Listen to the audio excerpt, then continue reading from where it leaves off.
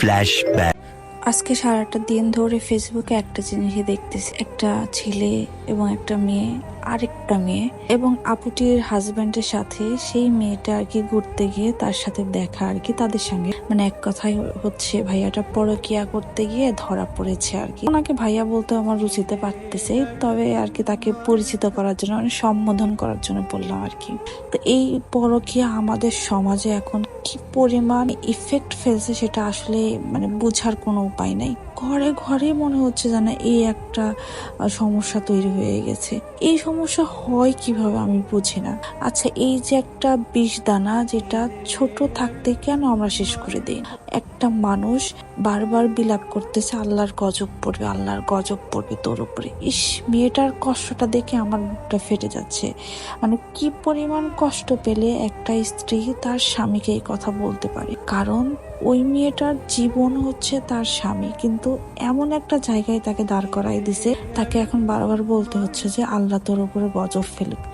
ইস, এই জায়গাটায় আসার আগে অন্ততপক্ষে আমাদের একটাবার চোখটা বন্ধ করে ভাবা উচিত যে এই মানুষটার দিন শেষে কি হবে। তোমার কাউকে ভালো নাই লাগতে পারে, তুমি তাকে বলে দিবা, কিন্তু তুমি তাকেও রাখবা আর একজনকেও রাখবা। এইটা কোনো জীবন হয়ে চোরের মতন ওনাকে লুকাইয়া আরেকজনের সাথে কথা বলা, এটা তো উচিত না। বিয়ের পরের জীবন তো স্বস্তির জীবন, কিন্তু সেই স্বস্তিকে অস্বস্তি বানাইয়া দেয় সে ছেলে হোক বা মেয়ে হোক। যখন পরকীয়াতে লিপ্ত হয় তখন তার না পরিবার ভালো লাগে না পরিজন ভালো লাগে। আর যদি কোনো তাদের সংসারে কোনো বাচ্চা কাচ্চা থাকে তাদের প্রতিও কোনো মায়া থাকে না। আরে ভাই, তোরা যদি এরকম অনিশ্চিত ভবিষ্যতে তৈরি করবি তাহলে এই বাচ্চাগুলোকে কেন পৃথিবীতে তোরা নিয়ে আসবি? তাদের তো কোনো দোষ নাই, তোদের রমরমায় শেষ হয় না। আসলে তোদের তো উচিত না বিয়ে করা, তা না হয়ে গেল।